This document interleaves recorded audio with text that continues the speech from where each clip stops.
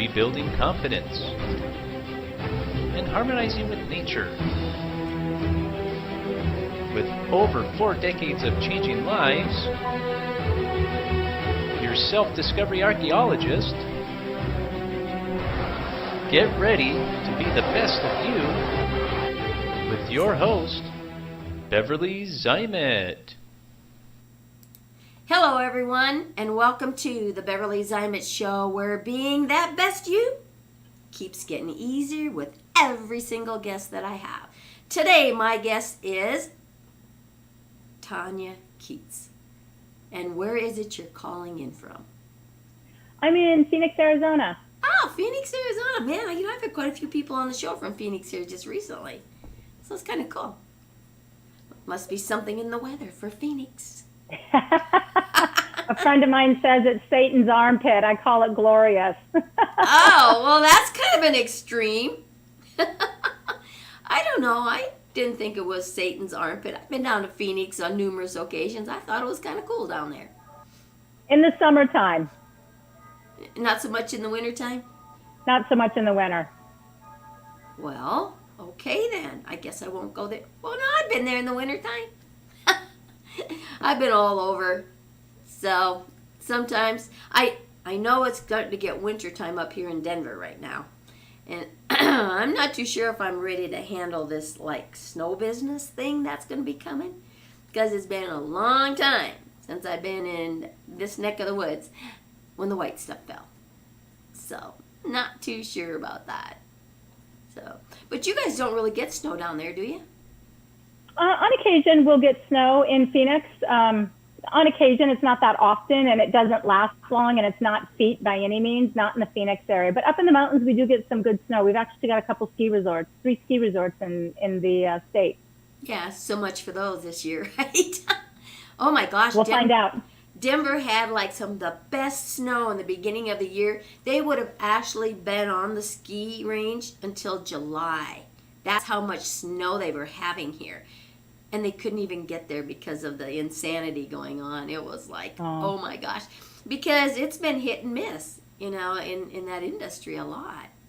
So Tanya, what is it that you do? I mean, you got a lot of really cool things behind you here. Why don't you explain to the audience, what that's all about? I work with people who are in transition. And transition, to be able to find ease and comfort and some joy in life. And transition can be anything from getting into a relationship, getting out of a relationship, a marriage, a divorce, kids coming into your life, kids leaving your life. It could be a job change within the same organization, or it could be a career or an industry change.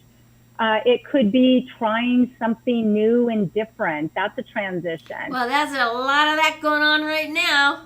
There sure is. It could be, somebody who is who has a long-term illness, and how are they transitioning from being somebody's lover and partner to somebody who's having to be cared for and not necessarily feeling like an equal, or the caretaker who is trying to manage their beloved, their friends, their family, the medical team, and when their beloved passes, what does that look like? So I do that for individuals. I do that for company, because as we know now more than ever, work isn't left when you leave the house, because one, you're not leaving the house, and two, we never really did a great job of that. We bring a wholeness, and I think the more wholeness we can bring to our personal and our professional life, the better we're able to serve. Yeah, and right now with the uncertainty of everything that's going on, that those changes are just dramatic, right? Yeah. And there's a lot of people that don't know how to handle it. They don't know where to turn to go to get any of that type of guidance.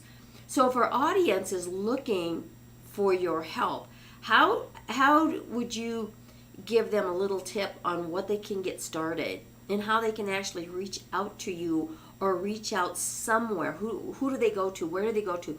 What do they need to look for? What are the signs that they are needing this type of transitional assistance?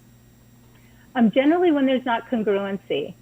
So if you are looking like you got it all together, If you're looking like you have it all together and the inside you're just spinning and you're just churning and there's some dis-ease and discomfort and right, you're just feeling miserable on the inside, regardless what that is, if they're not matching up, that's a great sign. If you don't feel like you're being your best self, that's a great sign. If you are being triggered by things that normally wouldn't trigger you, that's a great sign of something. And you don't need to know exactly what it is. It's just that I'm not being my best self right now, and I don't know what it is. People come to me because they're in transition of sort, and they stay with me because they can find ease. And that doesn't mean there's a regimen that they're there every 2 weeks. It could be they come, they get the tools they needed, they can implement it, and then they may come once a month or once a quarter. Well, that's kind of cool. So they have a fallback. So if they find themselves getting in trouble, they can say, oh my gosh, she's just a call away. I need to make contact, right? So depending on, and again, I'm sure it probably depends on what's going on in their life. So stresses, anxieties, depression, all of these would be signs of something going on that's running amok, that needs attention in some kind of direction to, like you say, uplift, right? Yeah. It could be right, setting boundaries. It could be really knowing and understanding what your boundaries are, right? If you don't know what your boundaries are, you're sure not going to be able to know how to set them and to be able to have difficult conversations, which usually come around setting boundaries. And you may not be doing them in a way in which whomever you're setting a boundary with, your significant other, your employer, your boss, your coworker, your kids, your family, if you're not setting those boundaries in a way in which they can hear you, it's not going to work, and you're going to have a lot of frustration. So we can work through that too. So can you go a little bit into boundaries, right? I mean, now you hear that all the time. Set boundaries, set boundaries, set boundaries. What exactly does setting a boundary really mean, right? Yeah. It's about what is it that makes you the best? What is your purpose? What are your values? And your values and purpose are really going to be the things that determine what your boundaries are. It's like, this is non-negotiable, right? This is a non-negotiable thing.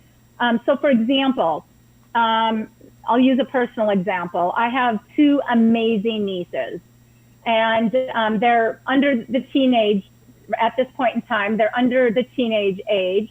And since they were little, they knew that we could go eat almost anywhere as long as it wasn't fast food. If it was a fast food place, they know they're going to get turned down. But everything else is completely negotiable, completely negotiable. And I remember one of them, so that's setting a boundary. And that's setting a boundary with kids that are like 2-3 years old, right? They start talking and it's like, what are you in the mood for? Right? Oh, and McDonald's, now right? Exactly. And I'm like, oh, Lord have mercy. I'm like, sweetheart, you may love McDonald's, but Tanya does not go to fast food restaurants. I cannot support putting that into your system, and I'm sure not putting it into mine. And so they learned really quickly. And then when they were super young, just learning the boundary, they would say McDonald's, and I'm like, do you think that's going to happen? And then they'd think, and they're like, no. Or they'd say, well, I know I know where I want to go, but I know you're not going to let us. And it's like, there's 90 other restaurants in town. Take a pick. And it's not, I don't have anything against McDonald's. Right. It's just fast food as a whole. Right. I'd have to agree with you there because I did the same thing. And I never really looked at it as being boundaries type of thing, but that's true. So boundaries can come in a lot of different formats, and, and again, like you say, it's non-negotiable. And sometimes maybe we have to be stern enough to say, wait a minute, this is a non-negotiable item here.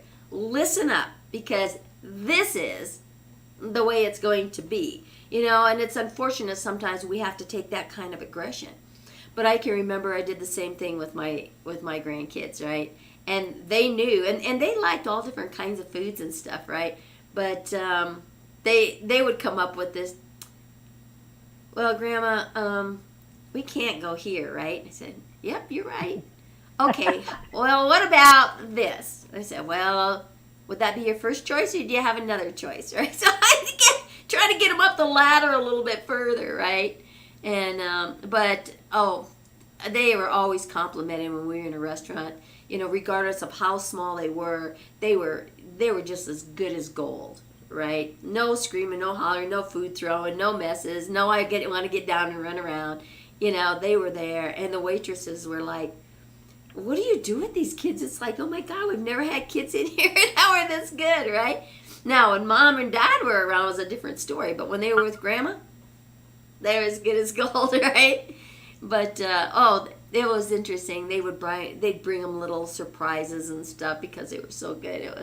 And they kind of knew that where Grandma went, and they knew the restaurants then who were going to give them a little special treat. They might give them a little scoop of ice cream or something when they're done eating, It's little stuff like that, right? Because it doesn't take long for kids to learn that type of thing. And again, adults are the same way. And I think a lot of times, like what you're saying with boundaries, maybe it's that recognition and it's that acknowledgement to say, hey, thank you for honoring me for this, right? Yeah. And it's not that difficult of a conversation. And when it comes from a place of a value and of your purpose in life, it doesn't come across as angry. And you don't have to work at reinforcing it, because consistency is important. I did give once. The oldest one, she was doing a gymnastic meet, and it was her very first gymnastic meet, and I was actually there. And I said, where do you want to go to celebrate? And she goes, well, I know where I want to go, but I know you won't go there. I said, there's a group of us going, sweetheart. If you want to go anywhere, today's the day to do it. Because it was about her, right? It was about her celebration. It was. And she's like, really? I said, you got a good times pass. I suggest you use it wisely. And she knew the difference. She knew the difference. Right. And I didn't eat there. And she goes, but you're not going to eat. I said, hon, I'll find something somewhere else. I said, I'm okay with that. This is about you. And that's really good. I think when we look at boundaries and stuff, especially with spouses, when one spouse or the other is looking to make a change or become that entrepreneur and step up, and I see it more so in women because it's like men are the overpowering whatever. But if a woman decides she wants to go into business for herself or she wants to make a shift in business, it's not always taken serious by the other spouse. When something like this happens, do you have a way to help, let's just say a woman, who is looking to step out and become that entrepreneur, how she can present it to the spouse to get that following or that support at the beginning of her adventure instead of somewhere, in between when the damage is already done because they never took it serious? I would say that is long before you decide to do something like this. This is those little everyday decisions and setting your boundaries, that if those boundaries have not been set and you haven't built that into your relationship, automatically coming in out of the blue and saying, I'd really love to be able to do this. Okay. That you're not just upsetting the apple cart. You created it, you've turned it upside down, and it's a complete disaster. This is a skill that needs to be practiced, and it's a skill that needs to be acknowledged, and it's a two-way street. There is Nonviolent Communication does an amazing job.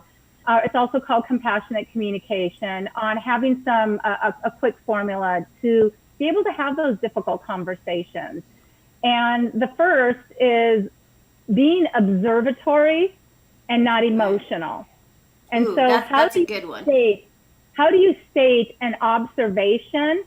So for example, yesterday when I saw that you helped me with dishes, right? Yesterday when I saw you help me with dishes, that really, right, that really bonded me, and it really gave me joy that we were doing something together, right? So it's stating an observation. The next thing is that made me feel, and that was the hardest part for me, was I did not grow up where feelings were allowed, acceptable, or safe. And I literally have a sheet of paper when those really tough conversations come up for me and I'm not sure what I feel. And so I go through this list and I'm like, that's it. And it sounds dorky, but yes, I have a list of feelings because I'm not so great at that. It's not it's my weak spot. So it's stating an observation. I feel I have a need for, would you be willing to? It's a 4-step process. You state an observation. I feel, I feel I have a need for, would you be willing? Yeah, those are great steps because you can utilize that in every aspect of life, right? So for example, yesterday when you helped me with dishes, I felt valued because I have a need to be collaborative and to work together with you. Would you be willing to do this more often? Yeah, oh, wow. That really explains it right there in the simplicity of it. And again, it's those simple things. I know back in the 80s, I was in the automotive industry then. So I dealt with all men because there wasn't women in the industry back then, right? And it got to the point to where I ended up doing a lot of counseling. So the guys would come to me because they'd have an issue at home with their wife or their girlfriend or whatever the case was, right? And they were like, it's driving me crazy. I don't know what to do. Right? And so, okay, this is what she's asking for, right? And they really look at you like deer in the headlight. Like, huh? Are you kidding me? So, well, what do you got to lose? Because what you're doing now obviously isn't working. Well, that's true. So I'll tell you what, let's make a deal. Because they always wanted to be right, and I always wanted to be right. So, it's like, so give it a shot. Because what you're doing now isn't working. When you come back next week, you can say, I told you so, or I get to say, I told you so. All right, that's a deal. Okay, fine. And guess who got to say, I told you so? So, again, because a woman thinks like another woman's brain. A man's brain does not work and function in the same processing that a woman's does. And I think when women can understand the difference of the brain and how compartmentalized a man's brain is, if he doesn't shut that compartment before he opens another one, he can't regulate, right? So it's you got to open and close doors, and they forget about everything. And it's like you had this heated argument, or something's been going on for days or whatever, and he goes to bed, boom, he's gone, right? It's like nothing is in existence, and you're sitting there wide awake, anxious, and everything else, right? It's like, how dare you go to sleep? How can you just go to sleep? Don't you care about anything? It's because they have that compartment that just went shut. It's crazy. But when you really start to understand that, and that makes sense too with what you're saying, with boundaries, because I think that's one of the harshest things for especially couples. And if it wasn't started early on in that relationship, to pick it up in the midst of it, it's like, well, okay, all of a sudden, why are we going through all this change? If it was good enough for the last 5 years or 10 years, how come it's not good enough now, right? Have you ever heard that? Yeah. And some of that is just setting little boundaries. It's like, one my mom always had is she'd come home from work and it would be, right, rah, rah, rah, rah, rah, how was your day, blah, blah, blah. She goes, 5 minutes.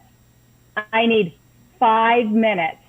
And that was a standard rule. Mom walked home and there was 5 minutes that she got to do and say, and basically she was just transitioning from work into this, just 5 minutes. Or someone will come in and it's like, oh my gosh, blah, blah, blah, blah, blah. Something super excited happened, or there's an issue they want to discuss.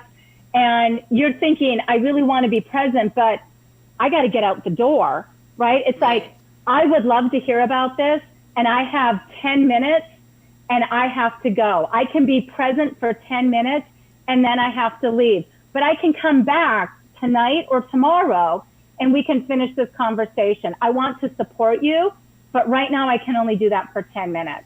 It's setting those expectations up front. Right.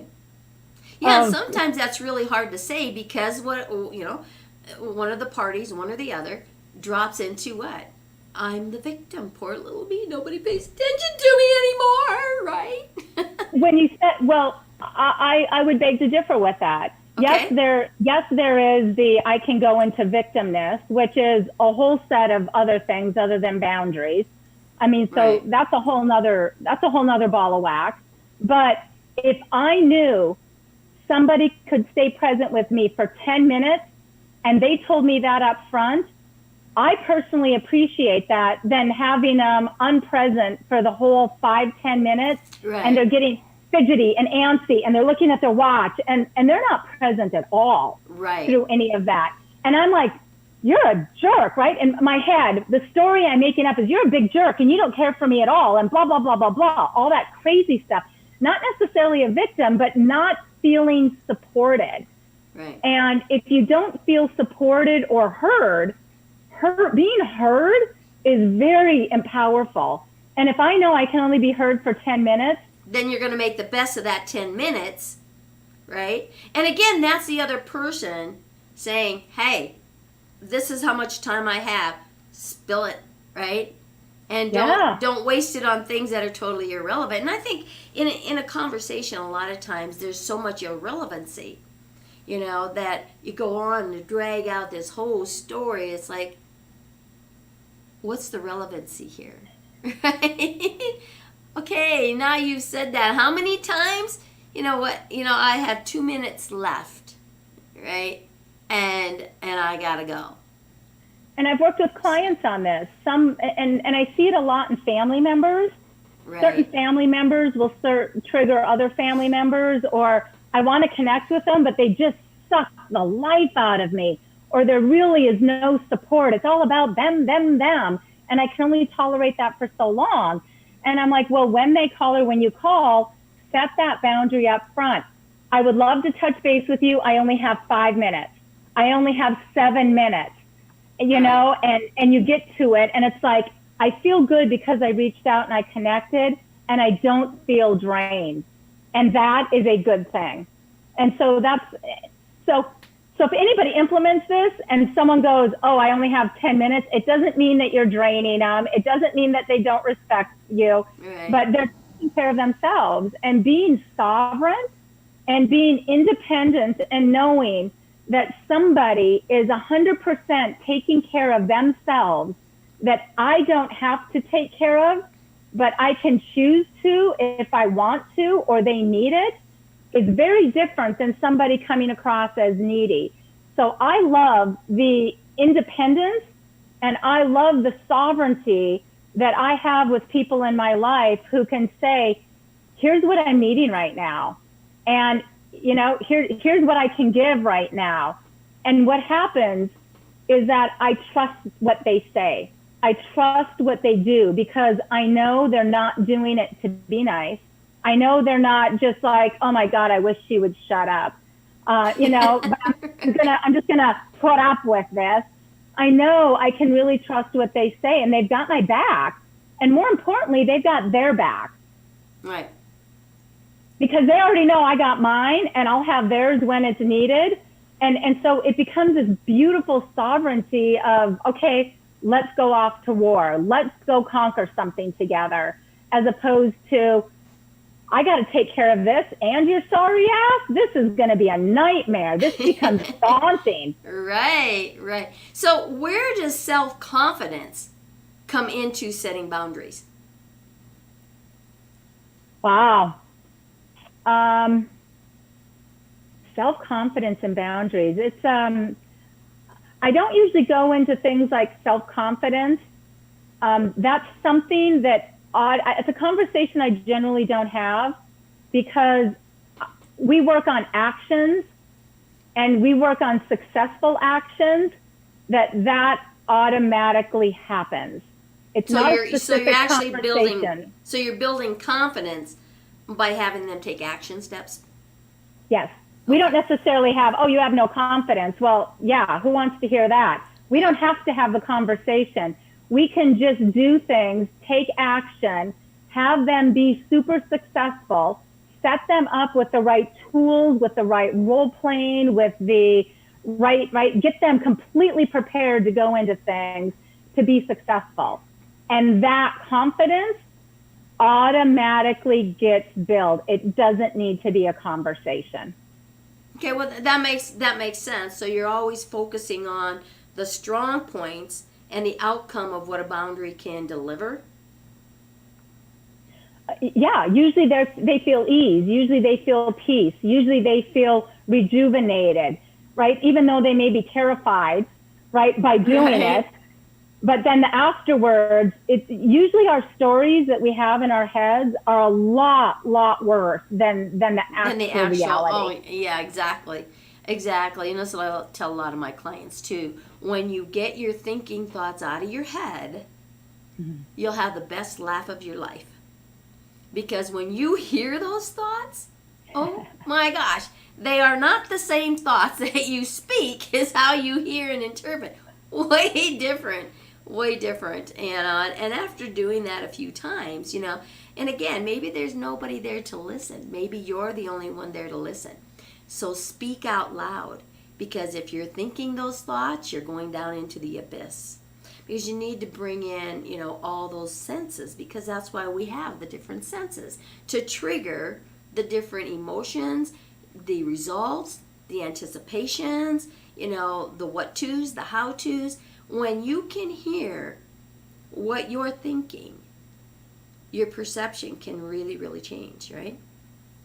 And doing that in a safe space, right? Doing that with someone who isn't going to get their panties in a bunch, doing it with someone who's not going to give judgment on you, doing it with somebody that you can do all that venting, and right, and they're just the awfulest, evilest person, even though you don't think that, but it's great just to get that out. Right. And then it's like, wow, that was a whole lot of yuck in there. Now let's take that yuck and let's make something that can be constructive, right, and really come out with the results you're wanting to. Because if you said that, people are going to be defensive all over the place. Well, and that's not what you're looking for. It's kind of you're good looking for connection. Usually people want a connection, right, and they want to be heard and felt heard, and they want something this. They're not looking for this. But usually the words, the phrases, the tones usually often do this. We don't get a playbook.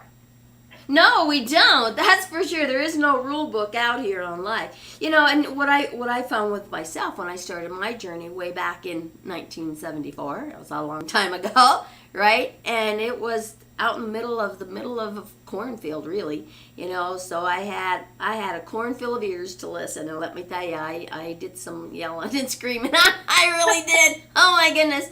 But at the same time, there was so much anger. And there was no one to talk to, because there was no one that would listen. Nobody to listen. And I was right there at that edge of suicide, because my life wasn't going anywhere, right? And so I decided I'd give God a piece of my mind. But when I started getting all that anger out, and then I started taking a picture, most of my anger was directed at my dad. Okay? Not that I didn't love my dad, but it was, when I put my dad's picture up there and I just blasted him, right? And the more I blasted, I heard what was going on. My big aha moment at the time was then, oh my gosh, I'm not angry at my dad.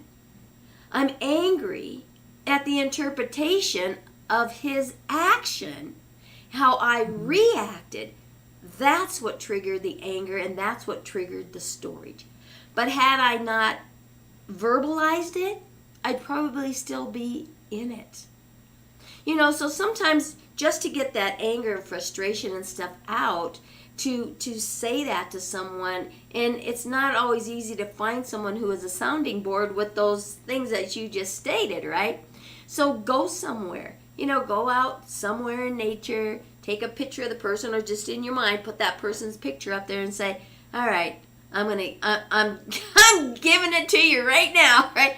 Because somewhere along the line, they will feel the vibration, but it's not going to impact them like the words.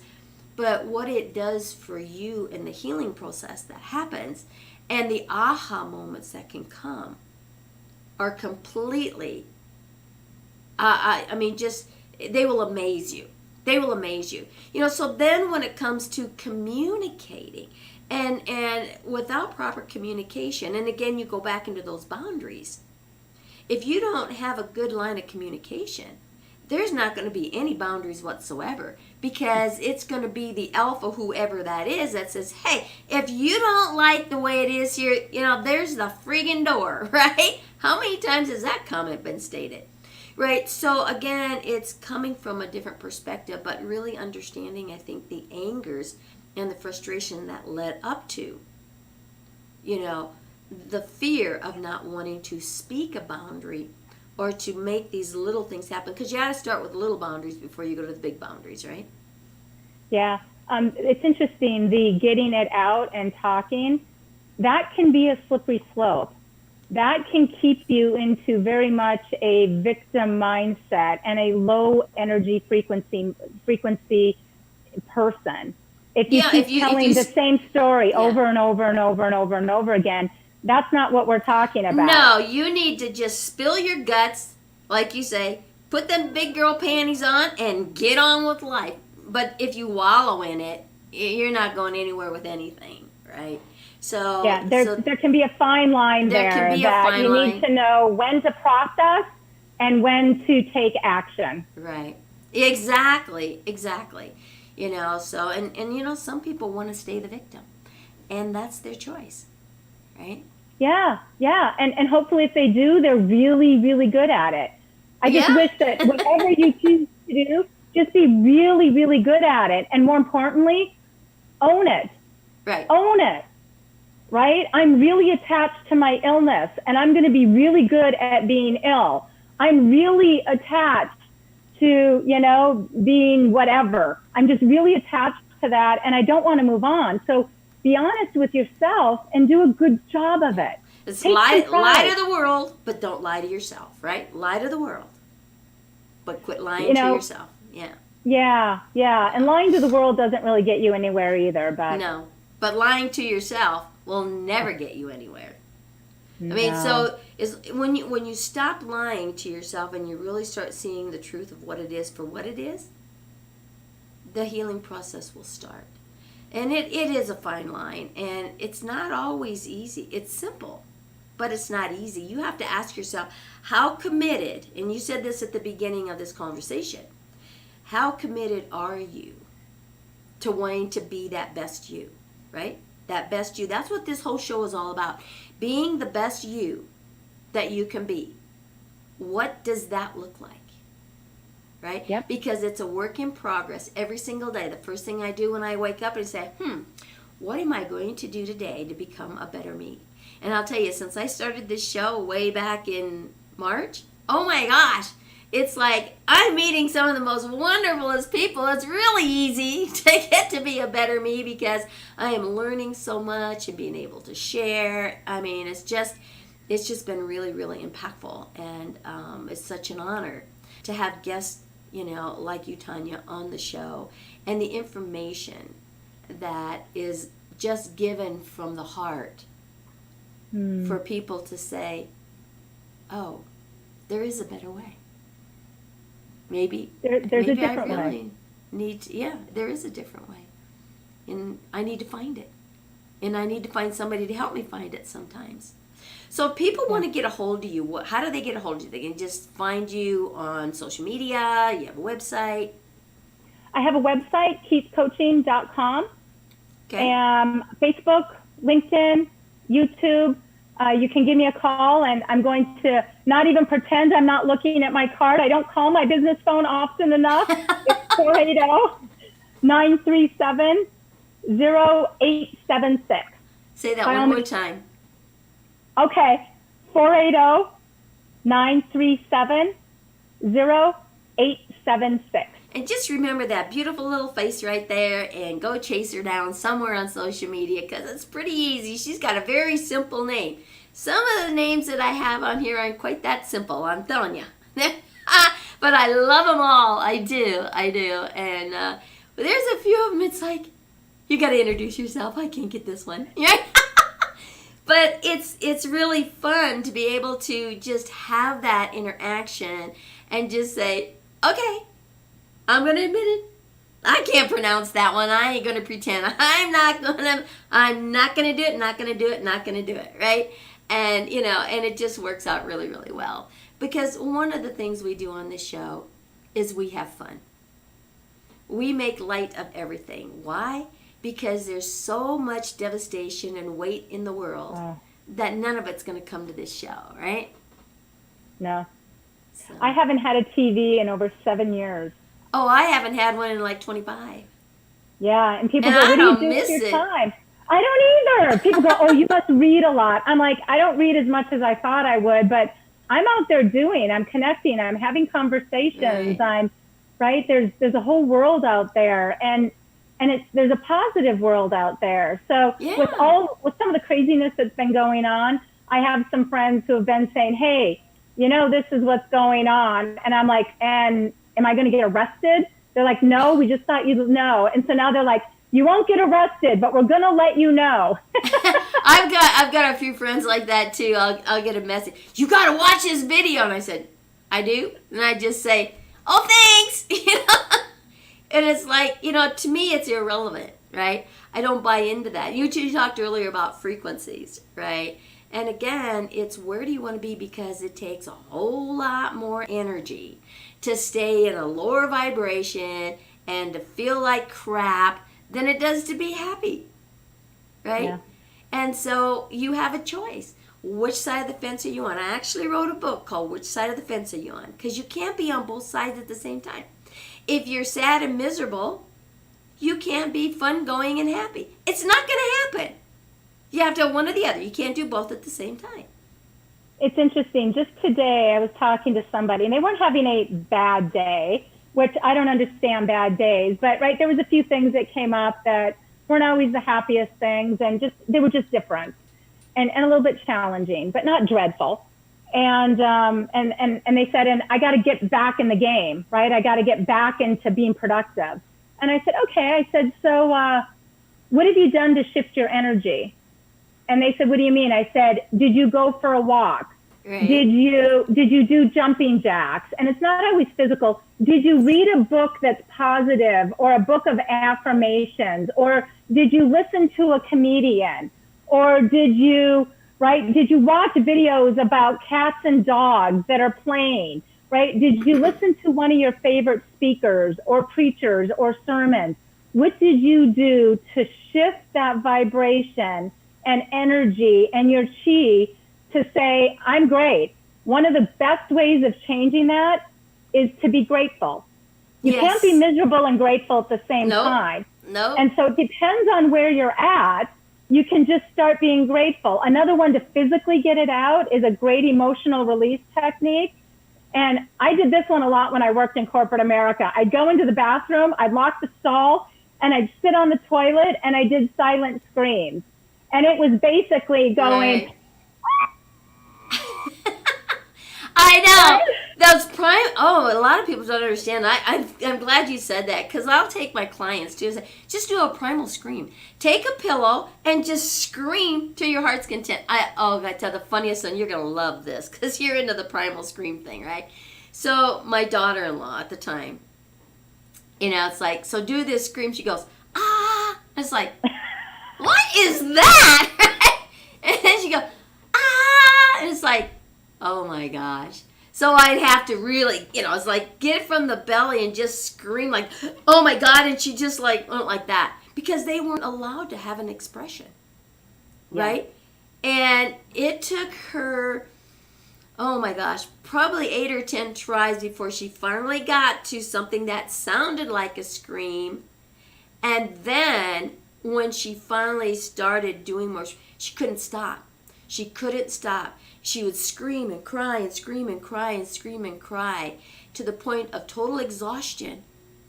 And she's like, oh my God, this is the best I've ever felt in my life.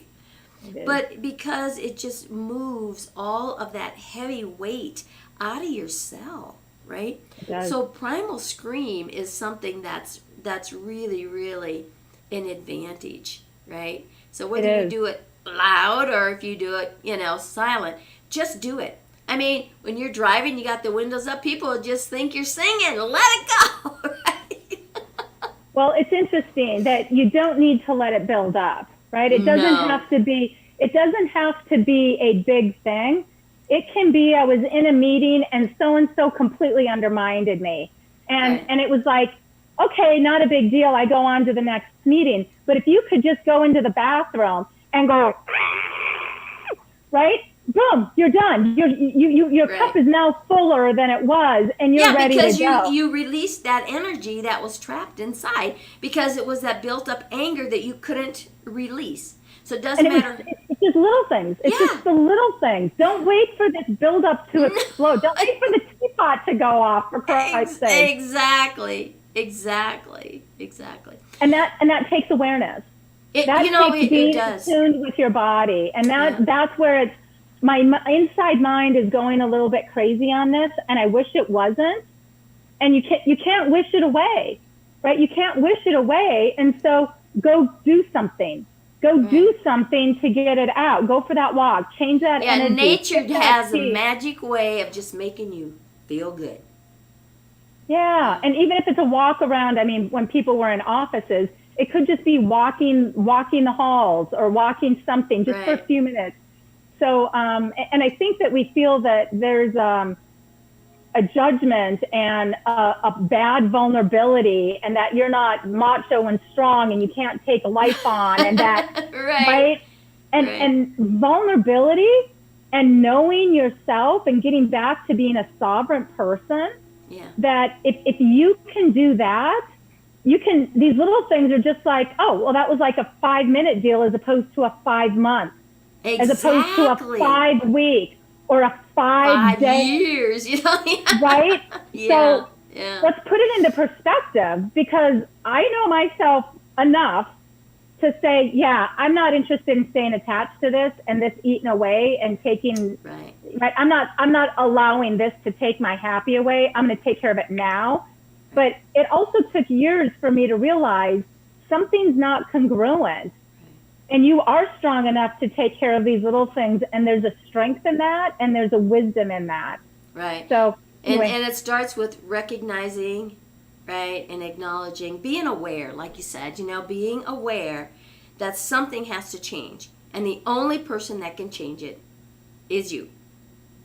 Because whatever in your world that you want to change, it all starts in here, and change out here is going to happen with or without you. Right. Yeah. I tell people most of the stuff that we are not happy with is an inside job. Yep, it is. And we reflect one another. So if you're seeing something in someone else that kind of really aggravates you or ticks you off big time, instead of really, hammering on them, say, I wonder if I got something like that going on in me that I need to straighten out, right? Recognizing those triggers. Yes. Right? That person's actions, thoughts, situation, whatever it is, really is kind of making me anxious or kind of irritated, and that is an opportunity for growth to happen. And I hate to say it, it took me, I'm a slow learner sometimes. It took me years to understand what I was feeling. And it literally took me 9 months to understand when I was actually hungry. I actually went to a dietitian. I had some internal stuff, and I'm like, I'm not going to a traditional doctor. I said, can you do anything or help me with this? And the first thing is when do you eat? And I said, well, when I have time. And they're like, you need to learn how to be hungry. It was one of those feelings I had not developed. I did the same thing, right? I would go all day long, sometimes 2-3 days, right? And then it'd be like midnight and I said, oh, I didn't eat today. Oh, well, it's too late now. Because it wasn't an option. It was not a priority, right? And so it's a training. Those feelings, it is. And feeling when you're hungry. Am I hungry because I'm really hungry, or am I hungry because I'm irritated? Right. Do I want to eat because of this or that? And it's evaluating some of those things. And all of those are feelings. Right. They're all feelings. And if you're just doing something without knowing why you're doing it, is another opportunity to be able to slow your roll, especially those things that you necessarily don't want to be doing. Right, exactly. Right. Just take a few deep breaths and say, why is this happening here? Do I want to change it? What do I need to do to change it? And what is the opposite? Look at the extreme opposite and then try to bring something that's going to be into balance, right? Because the pendulum's going to go, one way or another if you allow it to get out of control. But when you can begin to recognize, this has been going on for way too long. I need to get some kind of handle on this. I need to bring some kind of balance in here. And you start. And it's people like Tanya, it's people like myself, it's people like a lot of these guests that I've had on here that can assist you. Not one person is going to be it or all of it for you. Who fits for you? What can someone do to assist you to get something? Because when in conversation, when you can say, wow, she gets me or he gets me. Now you're on to something. Now pay attention to that, follow it up, and start looking for guidance and action. It doesn't mean you're weak, because it takes a lot stronger person to say, hey, I need some direction here. Yeah, I have a whole tribe. That I am absolutely blessed for, that I can go and make asks. Yeah. Right? And sometimes it's, you make the phone call, it's like, hey, let's go to lunch type of thing. Or, I'm feeling really out of sorts. And someone will say, oh, let's go to lunch. And it's like, yeah, we could go to lunch, but this isn't a thing like an hour and lunch is going to do. And sometimes you just want to be I just need a sounding board. This is a lot of times when I'll talk with people, really, if that's all you need is a sounding board, and you know who you can call and just say, hey, I need a sounding board. I don't need any information. All I need is a sounding board. You can do your dishes, be on the computer, do whatever. Just let me blast it out, and then I'll be on my merry way. All right, go for it. Because when you become that sounding board instead of the sponge, you don't get weighted down, and they can't suck your energy either. But when you know these things, and when you can say these things, and you know who you can do that with, that's a friend. That's a friend. And sometimes it's not even, I don't even need a sounding board. I just want to be with, right? Yeah. We could be sitting at the pool. We could go hiking. We don't necessarily need to talk. Just to have that connection. We could be reading our own books, right? I just want someone to be with. And things may or may not come up, but that's a really weird thing as a whole for adults, right?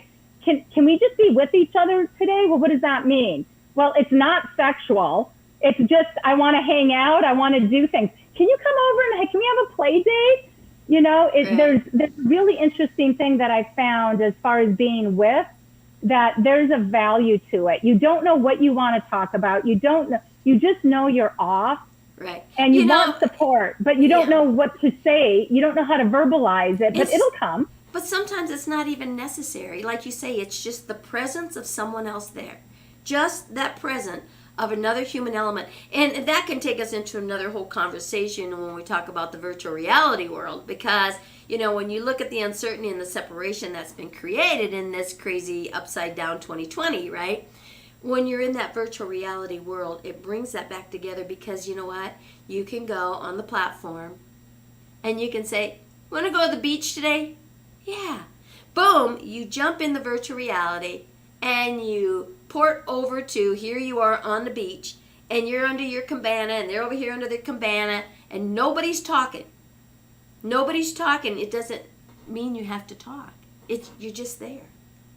Right? And that's what's necessary. It's that human connection. And I think a lot of the uncertainty in the world today, and some of the major issues that are happening psychologically are going to have to be addressed. And it's not something that you're going to move out of like that fast. But we've got to get some type of normalcy and reconnection back into it. But first off, you have to recognize and understand that, hey, Houston has a problem. What are we going to do about it? I told you we have fun on this show, I want a client, his name is Houston, and I'm like, do you ever say, does Houston, we have a problem? Well, Well, you could call yourself, you could be the nickname, right? Instead of being Tanya Keats, you could be Houston Keats, right? Hey, Houston, I got a problem. Alrighty, let's fix it, right? Tanya, if you have one thing that you could share with the audience that they could take away and start putting into an action right now, as soon as we say goodbye, what would that be? Well, we have the NVC, we have setting boundaries. We've talked about those, but one of my passions is, well, I should go to, people matter most. Yes. People matter most. And so don't be so self-absorbed into your own stuff that you are not seeing the impact of others. And this isn't to be codependent, right. But be aware of yourself and the impact that you have on others, or just where other people are at. So people matter most. The other is that you always have a choice, and you can choose to live in a world that is abundant with love, or you can choose to live in a world that is abundant of fear. And years ago, I made that very big choice of I choose to live in love. Now, may I get screwed over, and may I get taken advantage of, and may I this? Yes, but you know what? I felt better, right, knowing that happened, because everything came from a place of love. My voice, my words, my actions, my thoughts. I choose to live in a world of love. I choose to know that when I engage with someone, they are not out to hurt me. right. Now, am I also aware enough to know that I'm probably not going to touch base with some people? I'm not fearful of it. I'm just aware. And there's a difference. Oh, so big difference. You get to make a choice, and you get to choose. And everything comes down to love or fear. It's simple. That's it. That's the sides of the fence, because everything on the high level frequency is connected with love. Everything on the lower elevation, right, comes from fear. Yep. You have the choice. What side of the fence you want to be on. And you want to say you straddle it? Not so much. Don't work. And you don't have to be perfect, right? You could say something and you're like, oh, that was fear-based, right? And you can just say, I am so sorry, right? Yeah, I'm so sorry. Just recognize. And Recognize boom, it. you're good. Yeah. And you're good.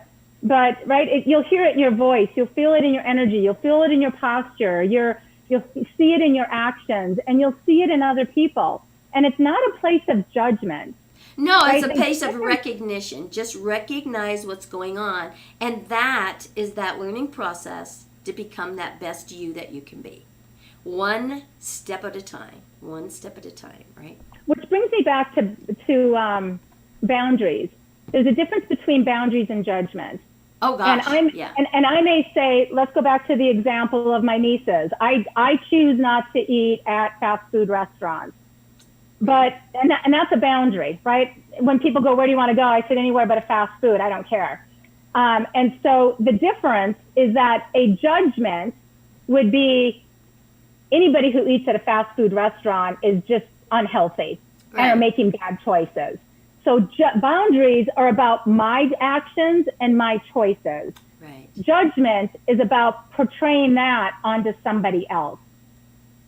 And That's there's great. a line. Yeah, there is. Thank you for that distinguishment, because that is so true. That's so true, and I went totally vegan a long time ago, right? And, so it's like, it's okay. Most places I'll be able to find something. And if I don't, trust me, I'm not going to starve. I will be all hunky-dory fine, right? So you make the choice, as long, like you say, as long as it's not a fast food, because I'm not into fast foods of any kind. But there's always something there. And no, it's not necessarily a salad, right? So, Right. Yeah. People think, oh, just because you don't eat meat means that all you eat is a salad, right? It's like, seriously, people, do you know how many billions of foods are out there? So again, that's that narrow-minded thinking, right? And so it's the sphere in which they come from, right? It's the sphere in which they come from. If you are one who eats meat and enjoy meat and chooses that, you probably aren't aware of all of the other options that are out there. Like for me, I have no clue because I don't eat meat either, but I can't tell you one cut from another cut to another cut. And please do not make me cook it. You will not be happy because I don't eat it. I don't know it. So please, if you want some meat, I don't care what there is, but you need to cook it. Right. So I'm just as ignorant in that field as far as knowing what's all available, because that's not my area of expertise. Doesn't you know, mean and that's a key element right there where you said your area of expertise, right? You can't sell a steak to a vegetarian. So don't try. So know what you're marketing. Stay in your lane. Look who you're looking for. And because who's looking for you is out there, but if you don't portray yourself in that manner, they're never going to find you. So what you're doing here, Tanya, is giving people an opportunity to say, hey, you want this? Let's go for it. You want that? You're going to have to find somebody else. I may know someone I could suggest, but that not be me. Right? As long as it's not hurting you or somebody else, right? The world's your oyster. Exactly. I thought it was the lobster. How come they always use fish when they say something like that? Why can't they say it's your carrot? Now that is a topic in and of itself. Yeah, we might have to do a show on that one. That is like a Google. We'll just see what she seems to know everything. So that would be an interesting phrase. Yes. Hey, Google. How come they don't say this, right? Yeah, oh, my goodness, I love Tanya. the curiosity. It is curiosity. It is curiosity. So, we're going to have to get you definitely back on the show again because we've had so much fun here. So many great tips on how you can really make a difference in your life. And when you make a difference in your life, you make a difference in everyone else's life. So now's the time to say, go out there, be that best you that you can be, because Tanya and I are going to be the best we that we can be. Thank you so much for being here, Tanya, and we'll see everyone on the next show.